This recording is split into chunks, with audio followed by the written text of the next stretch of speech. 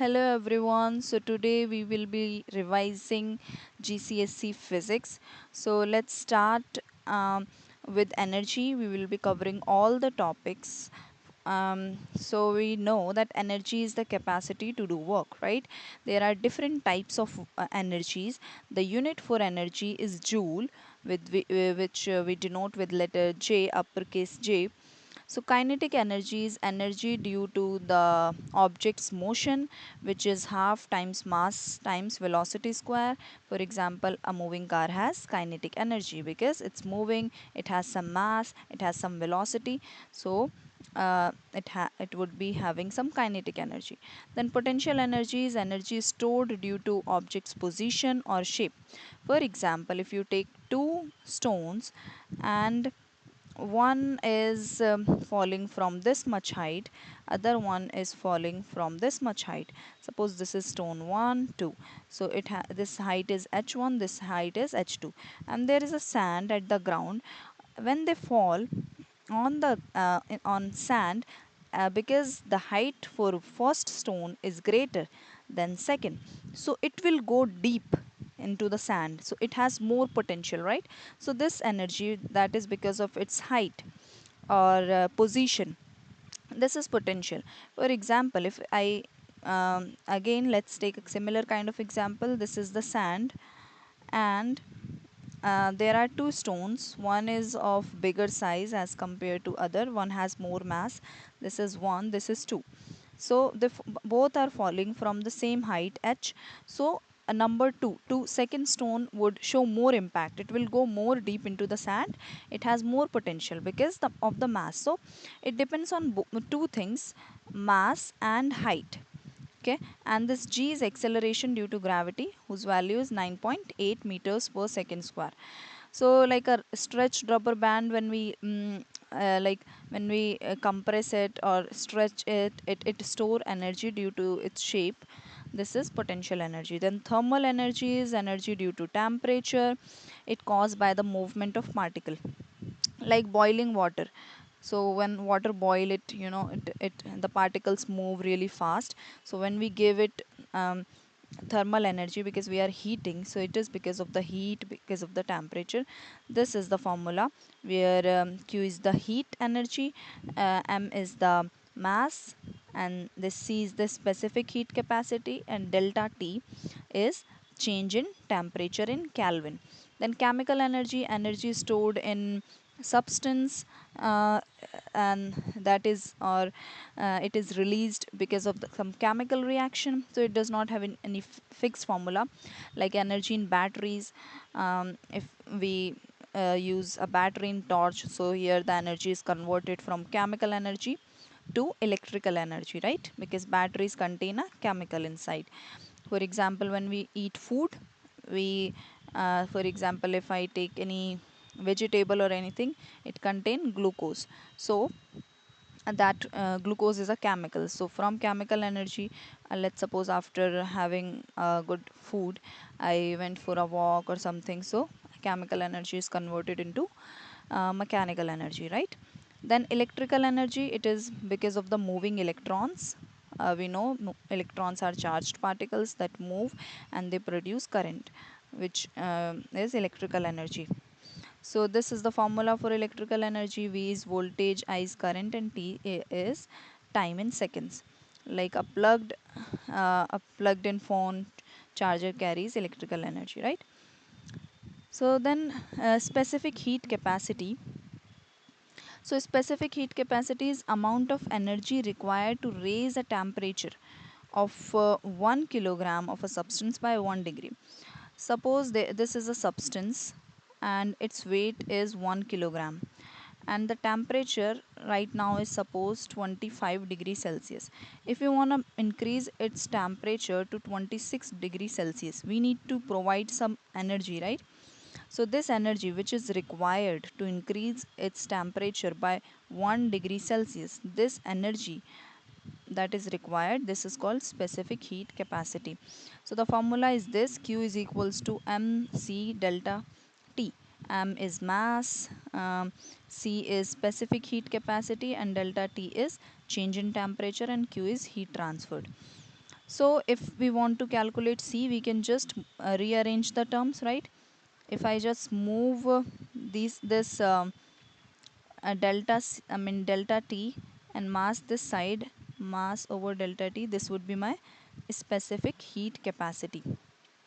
So the unit is joule per kilogram Celsius, because this is energy joule, this is kilogram, and this is degree Celsius, right?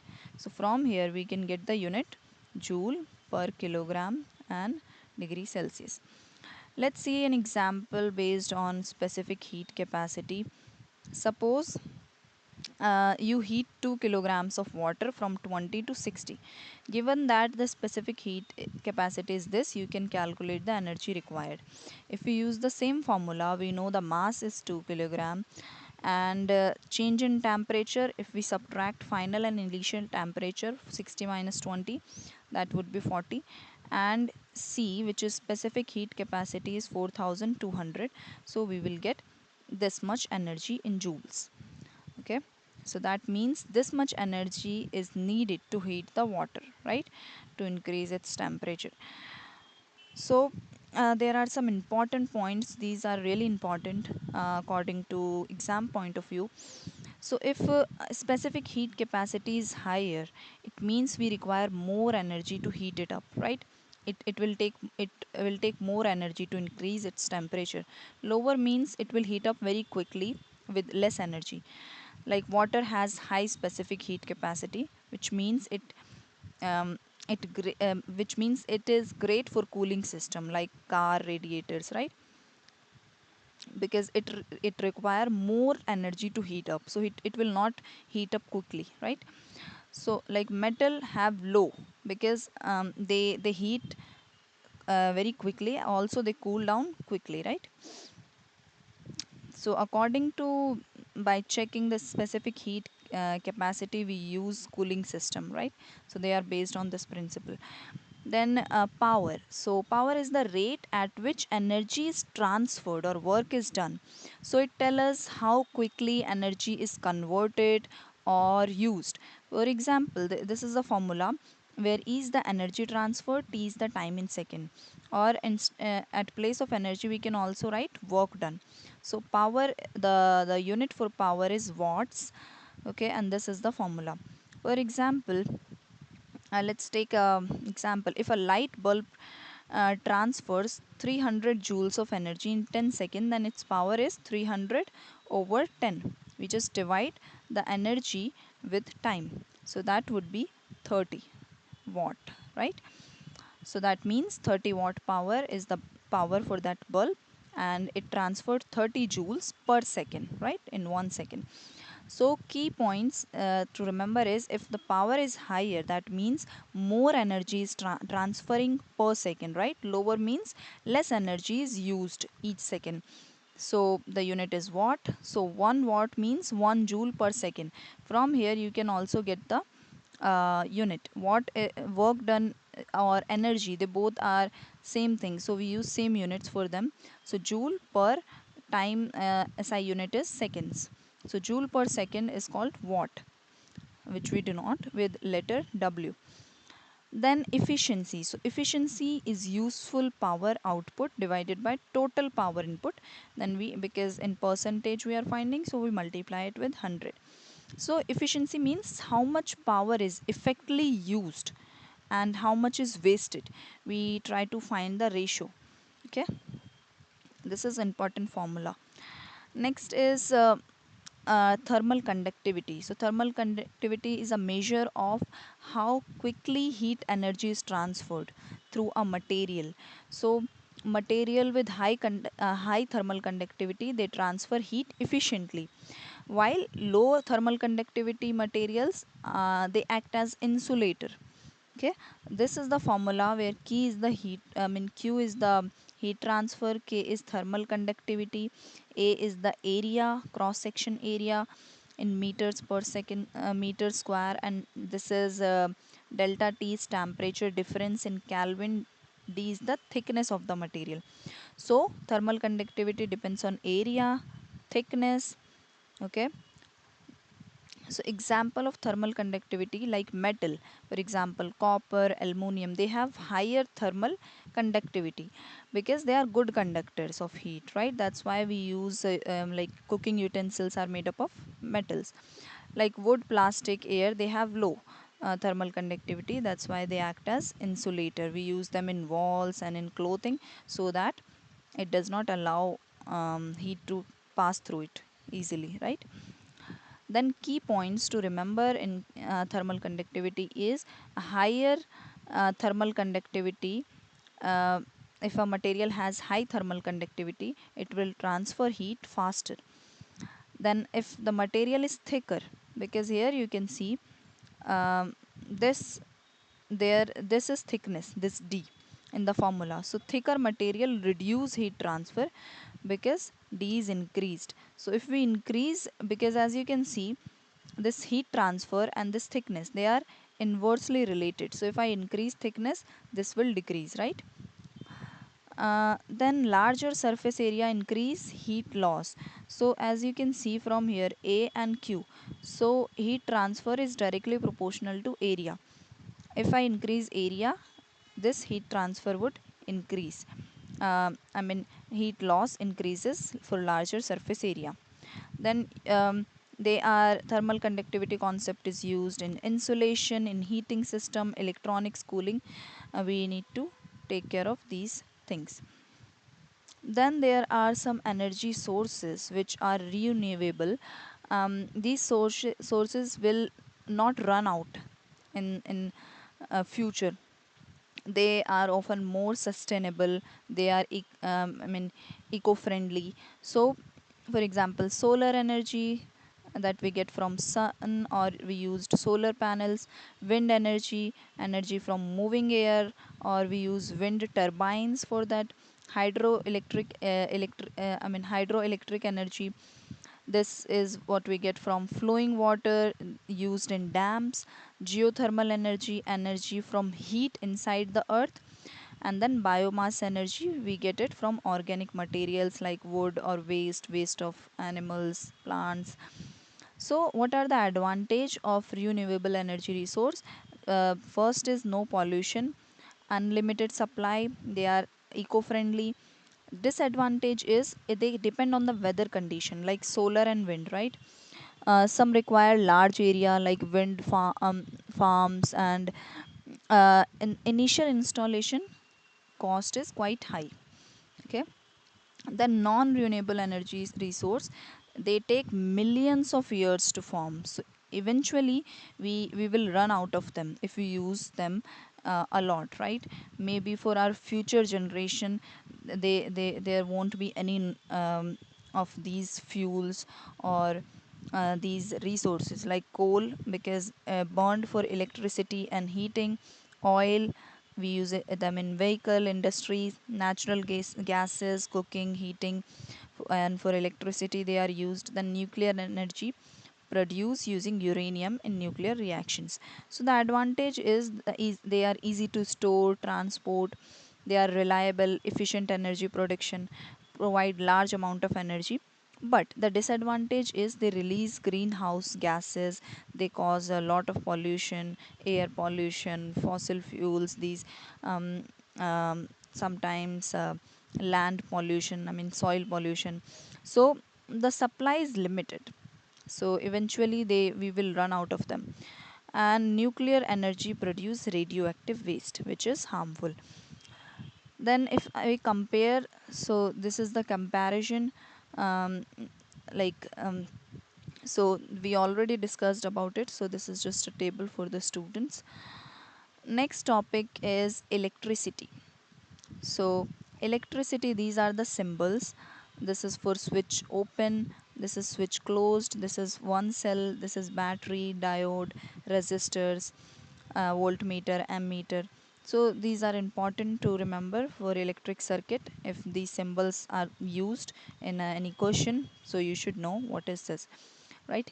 So we always start with electric charge, right? It is a property of matter that causes it to experience a force in an electric field.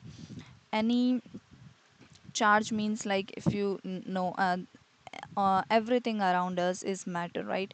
And they are made up of tiny particles which are called atoms. Inside atoms there are charged particles like proton, electron, right? So the charges are measured in columns. So C is the uppercase C letter is used for um, this coulombs. So the formula for charge is Q is equals to IT. Q is the electric charge, I is current, T is time in seconds. So the unit for charge is coulombs, the unit for current is ampere, the unit for time is seconds. So charge is current and time product, right? For example, if there is a circuit which carries 2 ampere of current for 5 seconds, so the charge transferred in it is 5 times 2, that is 10 coulomb. So 10 coulomb of charge flows through the circuit.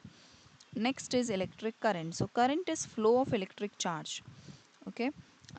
From the same formula, if this is I is current, so this will give me Q over T, right? If I just rearrange the terms, this T will go there, and so this is flow of electric charge in a circuit. This is the formula.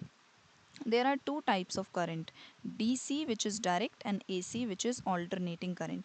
So DC they flow in one direction like this in one, and AC they change direction periodically like this, one positive one negative. Okay, so example, mains electricity uses AC current. So electron carry charge in metals, and so when electron flows or charge flow, electricity is produced or current is generated, right? So current is conserved in a closed loop. It will be same at all point, and ammeter is used to measure the current in a circuit. So ammeter is a device used to measure the current. Next is resistance. So resistance is the opposition of flow of electric current. It resists the flow of current. It determines how much a component restrict the movement of electron, and it is measured in ohms. This is the symbol. And resistor, the formula is this: R is resistance, V is voltage, and I is current. So R is equals to voltage over current. If we see there is an example, if a resistor has voltage 10 volts and current 2 ampere, so the resistance in this circuit would be 10 divided by 2, which is 5 ohm. So resistors and their role. So we know that resistance control the flow of current in a circuit, right? So types of resistor, there is a fixed resistor, it has constant resistance. Variable, it can be adjusted. Okay, then there are other types of resistors that changes with temperature, with light and intensity, like light dependent resistors and all. So this is really important on which things it depends. So if there is higher resistance, so current would be less, right? For example, thin wires. So lower resistance means current would more current would flow through wires. So resistance and current are inversely related. It also depends. These are the factors on which resistance depend, or these factors affect resistance. We can say that. First is material, like copper have low resistance, rubber have high resistance. Okay, so then length, longer wire, more resistance. And um, if the wire is thin, uh, I mean, if on length it depends, and also on thickness.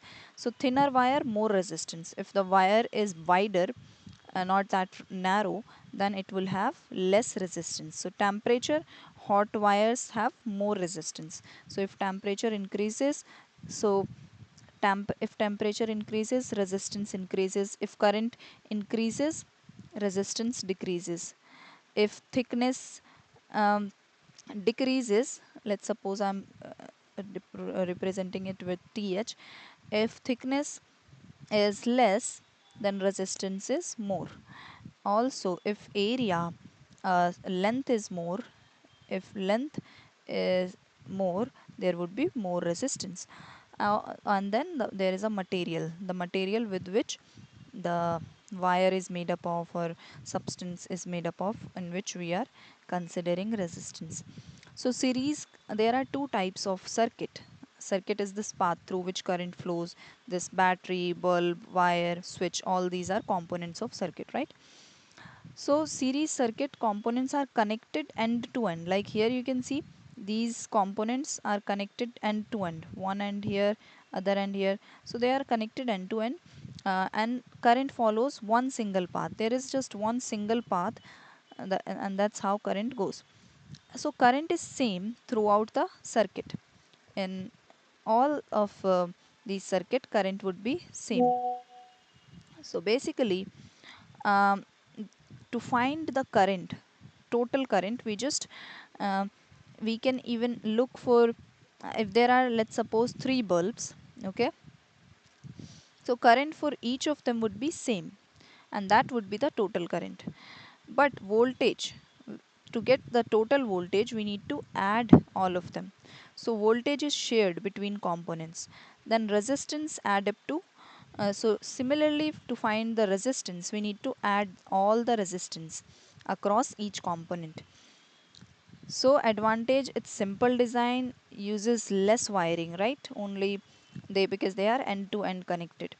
So current is same, voltage is shared, resistance adds up. These three things are important. Disadvantage is if one component break, the whole circuit will stop working, right? Because they are end to end connected, right? So for example, if the wire get cuts from here, none of them would work, right? If the wire gets cut from here, so if there is any break or disconnection in one circuit, one component, everything will stop working in the circuit. Also, it reduce current flow like a string of fairy lights. If one bulb blows, all go out, right? So next is parallel circuit. So in this circuit, you can see the bulbs are not added end to end. So they are components are connected on multiple branches. So the current is splitted. Like if the suppose I current is coming, this will split into three parts, right?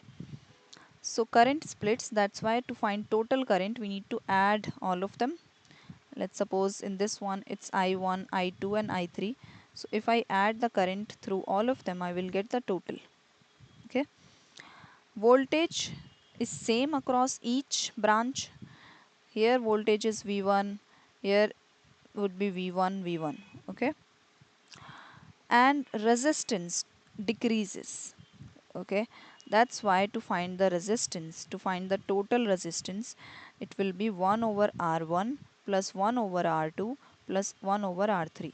If R1 is through this and this, because there are multiple branches, so through each branch the resistance would be different and it decreases, so we add them like this. So this would be the total resistance. That's how we find.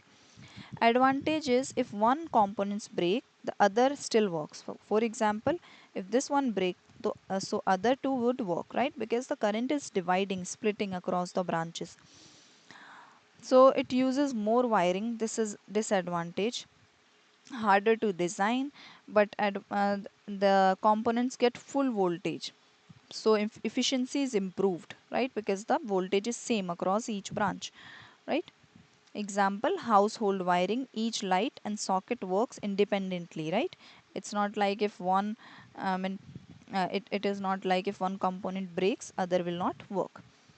So these are the features. That's a series and parallel components are shared. Okay, the same thing that I just explained here, they are here written in a tabular form. So this is for student. They can just go through it for the revision. Then domestic use of electricity. So electricity powers many household devices, including appliances, heating, lighting, charging. Appliances like TV, washing machine, fridge. Heating means electric heaters, kettle, ovens. Lighting like lamp, bulbs, and charging like phone, laptop, battery like devices. So the key idea here is that appliances have different power ratings in watts, showing how much energy they use per second, right? So formula to find the power usage is P is for power, V is voltage, I is current. So if I just multiply voltage with current, I will get the power usage. So electrical safety at home, some electricity can cause shocks, burns, right, fires. So safety precautions are essential. So these are the important circuit breakers and fuse. So it prevent excessive current, right. Earthing metal, it stops electric shock. Then double insulation, it prevent wire from touching external surface. Then correct fuse rating, it ensures safe current is flowing. If the current is excess, it will fuse. I mean, if the current is excessive. So then avoid overloading sockets. Too many devices can cause overheating, right. So um, then water and electricity don't mix. Always keep electrical items dry. So this is the formula, same formula to find the power. Then plugs and wiring. So uh, there are three key wires in UK plug. Earth wire is yellow or green, safety that prevents shocks. This brown or this red, it carries high voltage electricity, and this blue one is called neutral. So it completes the circuit. So basically the fuse is connected to the live wires and blows if too much current flows. Okay, so it break the circuit to prevent overheating. Fusing is this, right. Then power electrical circuit means how quickly energy is transferred or how much work is done per second. So this is the formula for power which we already have seen. For example, if there is a light bulb, it operates 230 volts and draws 2 ampere of current. So its power would be 230 times current, which is 2 ampere, 460 watts. There is a relation between power and resistance. So according to Ohm's law, which is V is equals to IR. Okay, V is voltage, I mean potential difference, I is current, and R is the resistance. So power is also related with resistance. So power is current square times resistance. This is also a formula. Resistance, a unit is ohms, current is ampere, power is watt.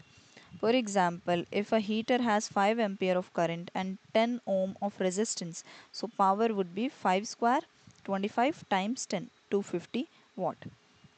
Okay. Then electrical power in appliances. So every appliance has a power rating. It shows how much energy is consumed per second. Okay, so like ovens, kettles, in these devices we use this. So this is the formula to find the energy transfer. E is energy, P is power, T is time.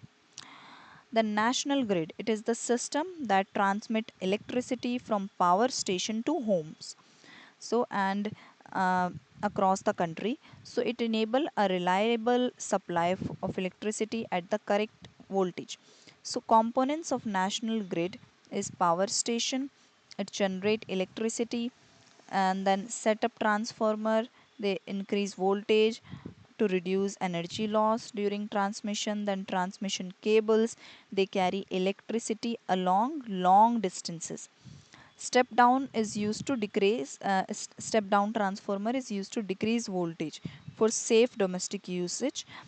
And homes and business, they receive 230 volts of appliances for appliances. Why are transformers used? So transformer increase or decrease voltage to improve efficiency. So step up means it increase voltage like from 25,000 to 400,000. So it reduce current, less energy lost as heat. It is used for long distance transmission. Step down means reduce voltage uh, before reaching homes. So it ensures safe usage of appliances. So if voltage is increased, current will be lower and less energy is lost and efficiency would be more, right. Then national grid efficiency. So we use high voltage transfer to reduce energy waste and balance supply and demand to avoid shortage. and we connect power stations across the country, ensuring reliability, switches between energy sources depending on need. So, advantages of national grid is reliable power supply, distribute electricity even if a station fails. Okay, then efficient transmission, it allow us use of renewable energy. Okay, so if demand increases during winter, more power stations generate electricity and they keep home warm. So then we talk about static electricity. It occurs when electric charge builds up on an object. Without flowing away, it happens due to transfer of electrons between materials. Like if you take a balloon, you rub it over your hair, and then if you take it, if you it will stick to the wall. If you rub over your hair, strands of your hair, and then take you to if you take it to a wall, it will stick to the wall. That is an example of static electricity. Here transfer of charges take place, and because of that the charges becomes imbalance and it create electricity. That is because of the transfer of charges or electrons. So how static electricity work? When we take if there are two materials and we rub them together, so electron transfer from one material to another. Okay, so one object become negatively charged. For example, um, there is a material, this is here and this is balloon. So there are two materials. Suppose here have more electrons. Suppose they have 10 and this one has only 5 electrons. When we rub these two, the electrons are transferred from here to balloon and there would be an imbalance of electron. Now let's suppose it only have 2 electrons, it has more. Okay, so 8 is transferred to this, so it has more. So basically it has a lot of negative electron, and this imbalance of charges, when we rub them, this transfer of electrons from one object to another, it creates electricity, which is static electricity. It disappear after some time. So charges remain until discharged again by touching a conductor. For example, rubbing a balloon on here. So balloon gets negatively charged, here gets positively charged, making it stand up. So mm, then key effect of static electricity is that there like here in case of balloon and here, when we rub them and if I take a balloon to the wall, it will stick to the wall. So there is a attraction between balloon and the wall, right? This is because of the transfer of charges. There is an imbalance. So one has to be positive, another has to be negative. If wall is positively charged and balloon is negatively charged, so unlike charges, like if one is positive, other one is negative, there is a attraction between unlike charges. If charges are same, suppose you take two balloons and you rub them, so both of them have same charge. If so, they will, if and you bring them close.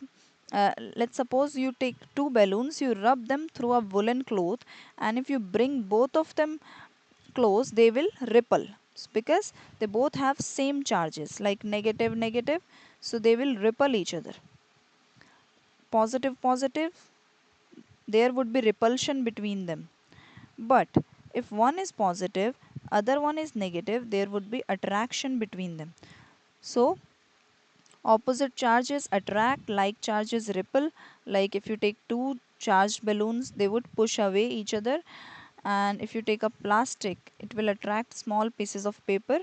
If you take a plastic, rub over your hair and take it to small pieces of paper will stick to the plastic because of the static electricity. So sparks and discharge, so large charges can jump across gaps and they create sparks, lightning. Discharge happens when electrons move quickly to neutralized charge. Okay. So the danger is electrostatic shocks from touching charged particle, lightning. It is a natural discharge of static charge between clouds and ground. So It can cause explosion in fuel station. So the formula is same for charge that we just seen in previous slides. Current times time in seconds. So this Q is charge, current times time. Then electric field. It is a region where electric charge experiences a force. For example, if there is a positive charge, so only in a particular region it will experience that force because of this charge. It's not like if there is a charge which and I'm very away from that, if I take a point very far from this, so if there is no force here because of electric charge, that means this area is not electric field, only this is the field or region in which the charge experiences a force. So this area or this region is called electric field.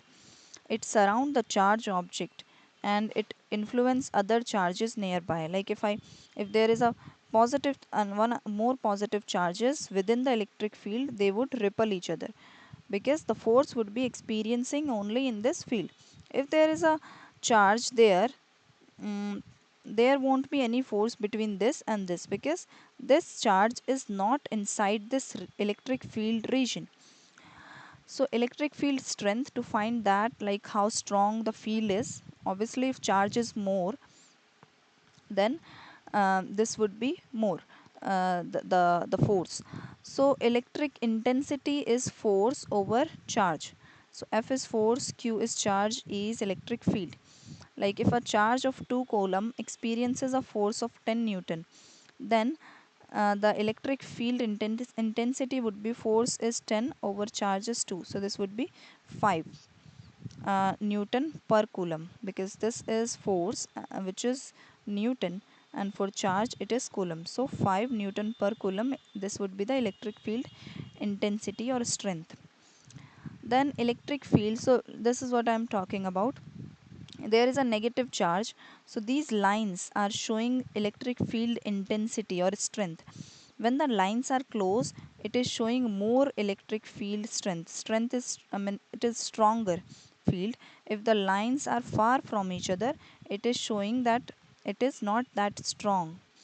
Okay, so whenever there is a positive charge, the field is going away, right? For negative, it is going towards charges. That's how they go. As you can see there, both of them charges are positive, so that's why they are going, as you can see, this way. I mean, they are repelling each other, but there is one negative and one positive, so the lines are making a closed loop, and that's how they are going, right?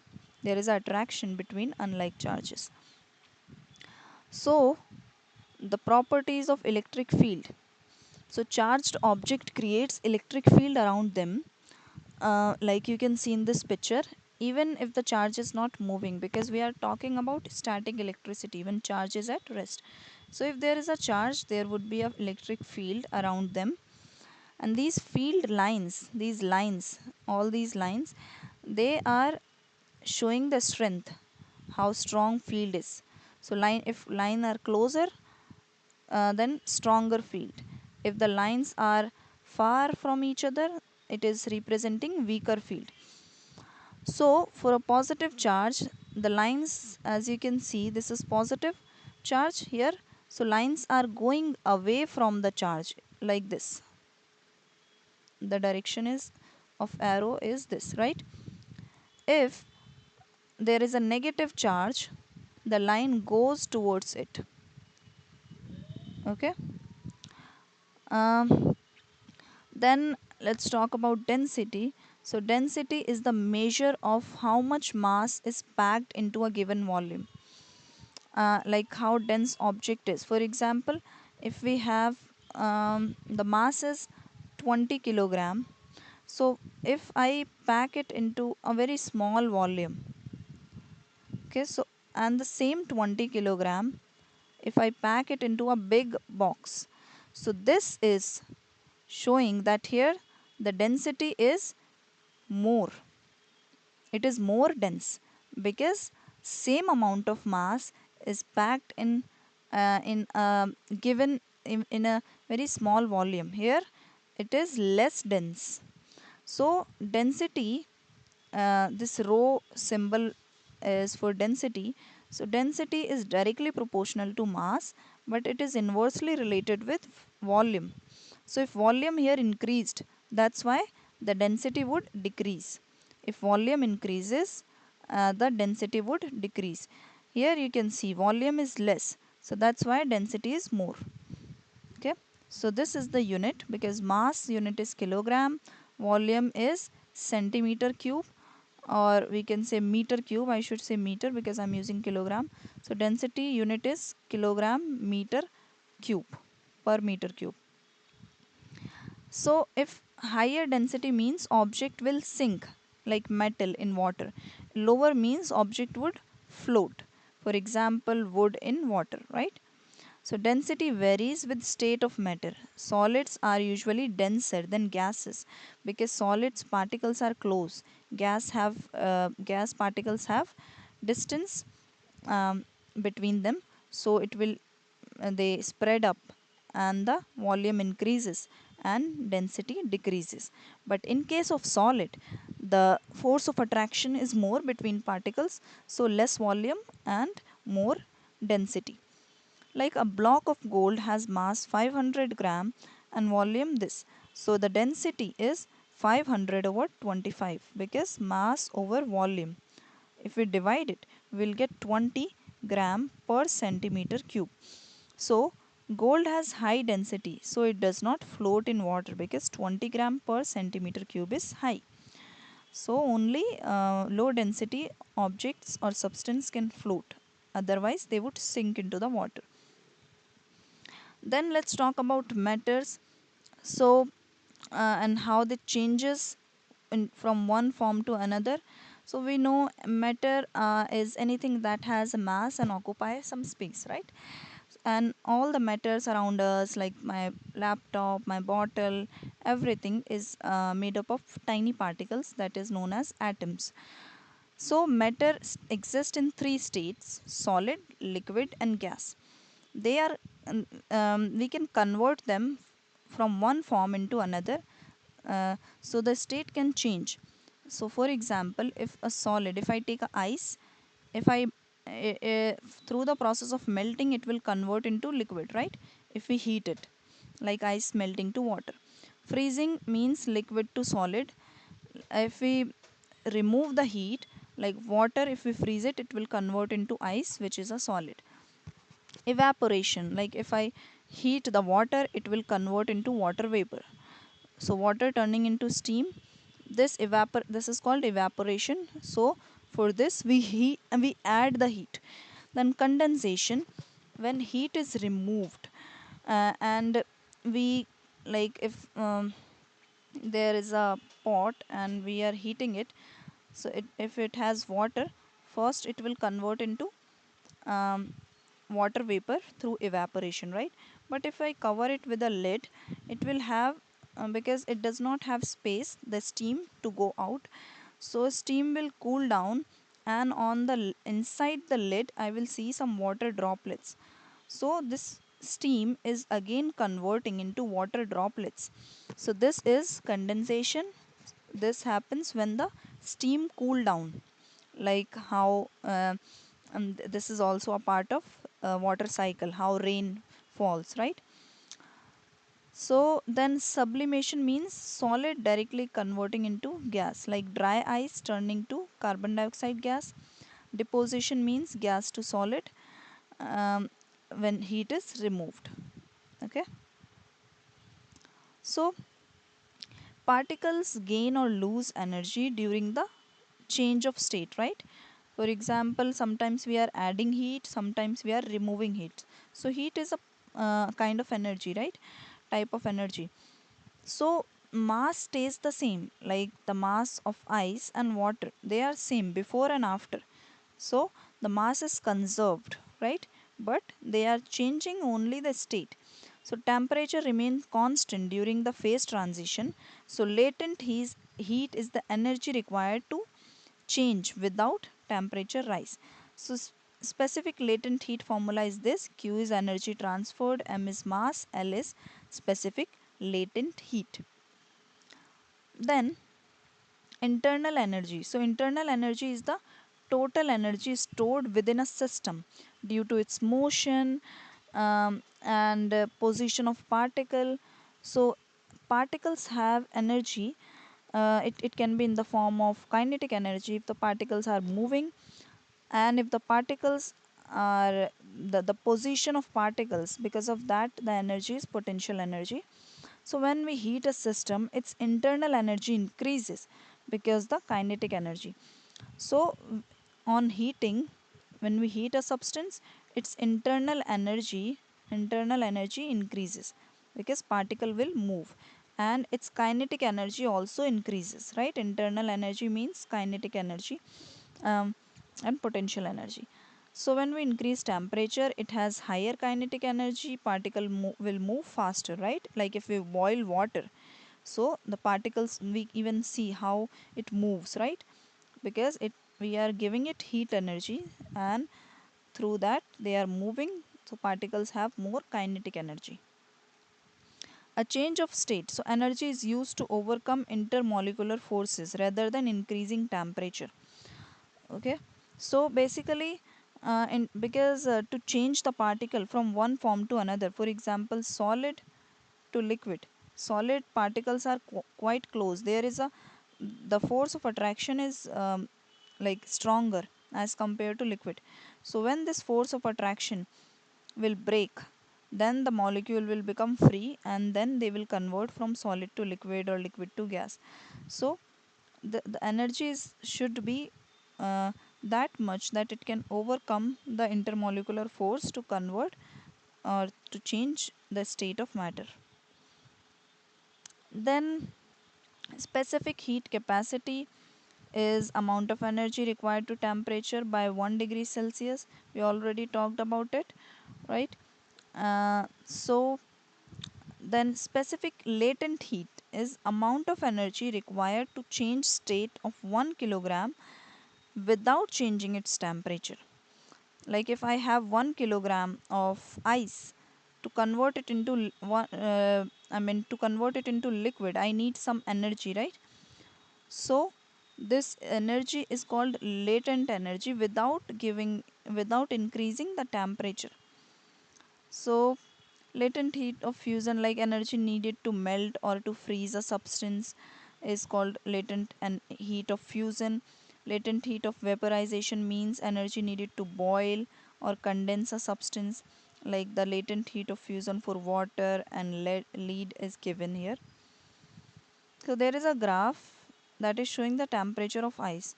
So at A point here it is solid, at B this side it is time and temperature. So temperature increased from A to B, and at B it is 0 degree Celsius, uh, and then it reaches to C. So B to C there is no temperature change, right? Because energy is used through melting. And then again C to D temperature is changing. So from C to D it is in liquid state. Then D to E again it is not changing. So water is boiling. So it takes longer because evaporation takes more energy, right? Then E to F gas is heating. So here it is not changing energy. So this is talking about specific latent heat without changing its temperature. Then pressure law. So it states that fixed mass of gas at constant volume, the pressure is directly proportional to absolute temperature. So if I divide pressure with temperature, initial and final, this is the formula and this is known as pressure law. So basically if temperature increases, particle move faster because velocity increases, kinetic energy increases. So greater, there would be more pressure. So if temperature decreases, particle moves slower and pressure decreases, right? Because when particle move faster, they collide more frequently and they apply more pressure. So That's how we convert temperature from Kelvin to degree Celsius, or degree Celsius to Kelvin. So now let's talk about structure of atom. So we know all the things around us, all matter is made up of tiny particles which are called atoms. They contain some subatomic particles, like nucleus contain, if let me draw, this is suppose an atom. So inside, at the center, there is a very tiny, uh, I mean this mass is less as compared to atom. It is like a ball in a cricket field. So this is nucleus. Inside it there are some particles, proton which are positively charged and neutron neutral. They don't have any charge. Around them there are some orbits around this nucleus. These orbits, in them electrons revolve. So electrons are negatively charged particles and they revolve around this nucleus. So nucleus contains proton and neutrons. So protons are positively charged, neutrons are negatively charged neutral, and electrons are negatively charged. They move around the nucleus in shells, or they are called orbits. These. So atoms are mostly empty space. Okay, and most the 99.9% of mass of atom is inside the nucleus. So nucleus is quite dense because the atom is almost empty. The mass of electron is negligible. So mass, atomic number means number of protons in an atom. In For atom to be neutral, the number of protons and number of electrons are equal. Because for example, if this atom have 5 protons, it will be having 5 electrons. So plus 5 and minus 5 will give you 0. That's how an atom is neutral. So atomic mass is number of protons. Like if this atom have 5 protons, so atomic number would be 5 for this atom, right? But mass number is number of protons plus number of neutrons. Suppose this has 2 neutrons, so mass number would be 5 plus 2, that is 7, number of protons plus number of neutron. Then isotopes are atoms of same element with different number of neutrons. If there are two elements, they have same, um, I mean same number of number of protons, but number of neutrons are different, so they are called isotopes. So if I mean, as I said, inside at the center we have nucleus for atom. Around the nucleus there are orbits in which electron revolves. So these orbits, uh, basically they contain specific number of electrons. So first shell has 2 electrons, it can only carry 2 electrons. Second can carry 8 electron. So there, this is called electron configuration. Okay, so second and third can only hold 8 electrons. So we always go line wise. First electrons are filled in first shell, then second shell. Suppose an element have 10 electrons, so in first shell there would be 2 electrons, in second shell there would be 8. We cannot fill first, I mean they go in order. First we fill first shell, then second. Okay, and if there are some, suppose 11 electrons, so the last electron would go in third shell, because second can only hold 8. So the 11th electron would move to third shell. Okay, like 2 here, 8 in this one, and the third one would carry 1. Okay, so isotopes are atoms of same element that have same number of proton but different neutron. For example, carbon 12 and 14, they have same number of proton, but different number of neutrons. So they have same atomic number, because atomic number is same as number of proton, right? But different mass number. Why? Because mass number is number of proton plus neutron. If neutrons are different in both of them, so mass number would also differ, right? So same chemical properties, they have different physical properties. For example, carbon 12, 14, uranium. So we know then the element is a substance made up of atoms that have all same number of proton. So element is the like for example, if I say hydrogen element, so all the atoms of hydrogen element are same, identical. Okay. So atom interacts with electromagnetic radiation in various ways, and for example, they can show excitation, ionization, emission of photons. So excitation means when atom absorb energy. Suppose this is an atom, it absorbs some energy, so it will absorb that energy and it will move to next shell, higher energy level. Like, let me draw it here. Suppose there is an electron in first shell and it gets energy. So if it gets enough energy, it will jump to second shell. If it gets more energy, it might jump to third shell, like that.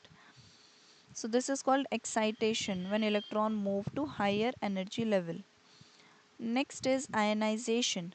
If enough energy is absorbed, electron can completely remove from atom.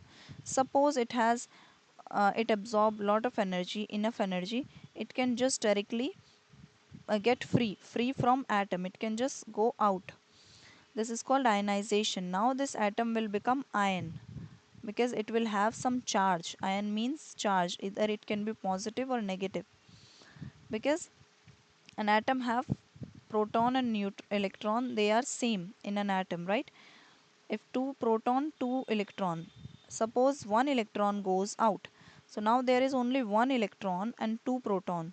So the overall charge over this atom would be 2 minus 1, because 2 for proton is positive, electron is negative. So there is plus 1 charge over this atom, but usually atoms are neutral.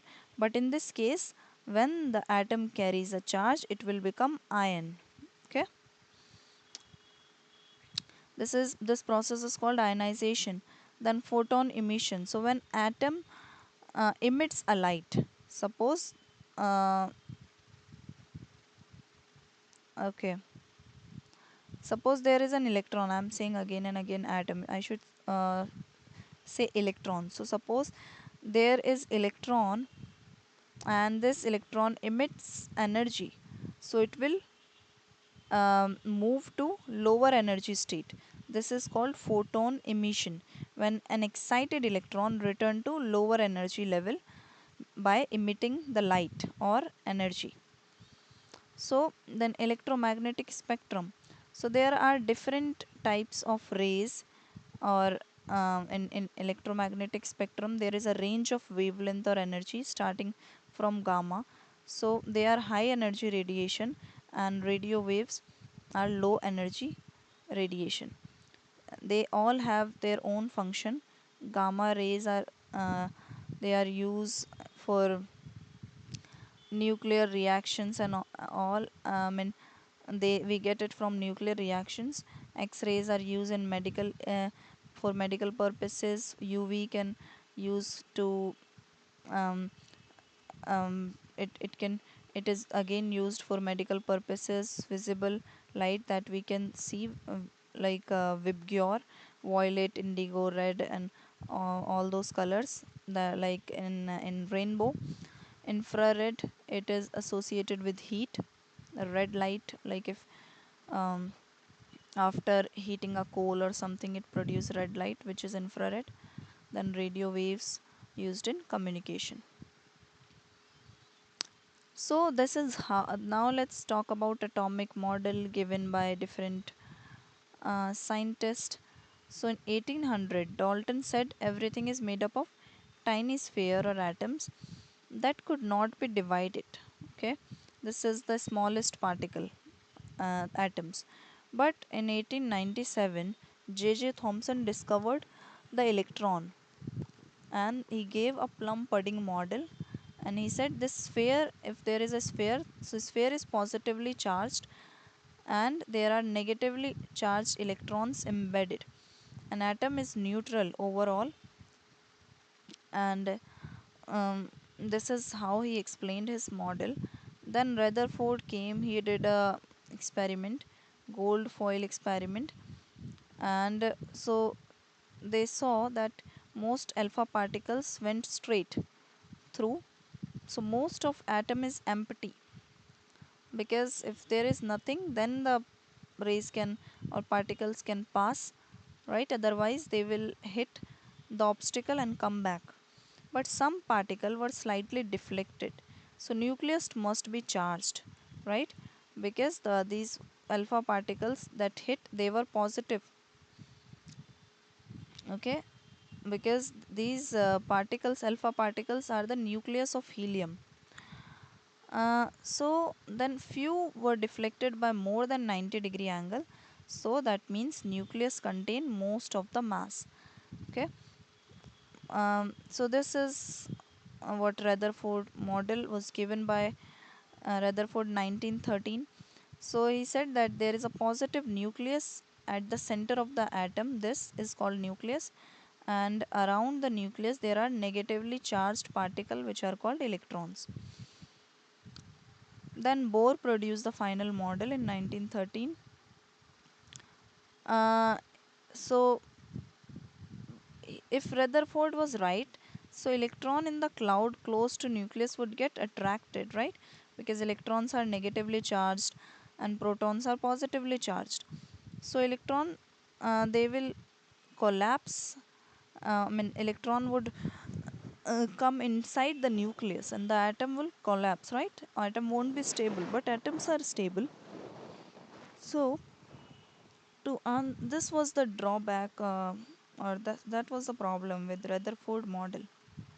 Later on, Bohr produced the final model. He said that um, there is a this, if this is the atom, this is the nucleus, there are some orbits only in these are also called energy levels. Electrons can only orbit, or they only move in these shells, okay? And that's why they it's not like that electron would move like this and fall inside the nucleus. They only move inside their energy level. They have particular energy for each level. For first, for second, for third, they are different. So based on how much energy the electron has, they are in different energy levels, okay?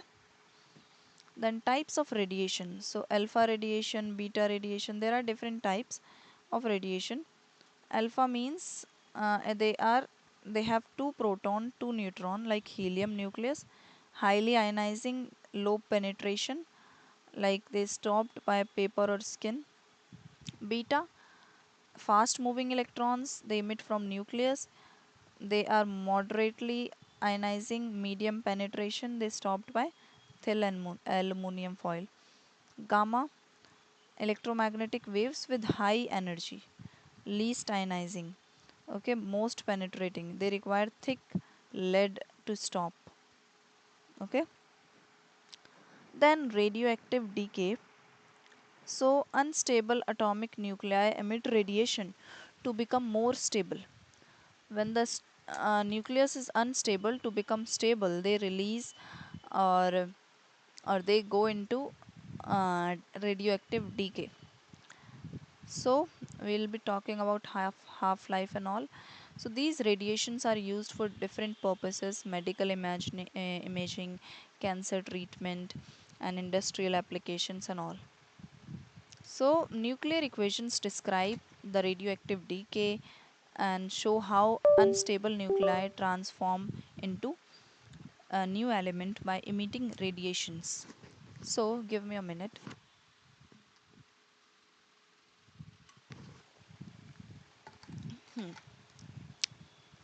Then types of nuclear decay equations. Alpha decay.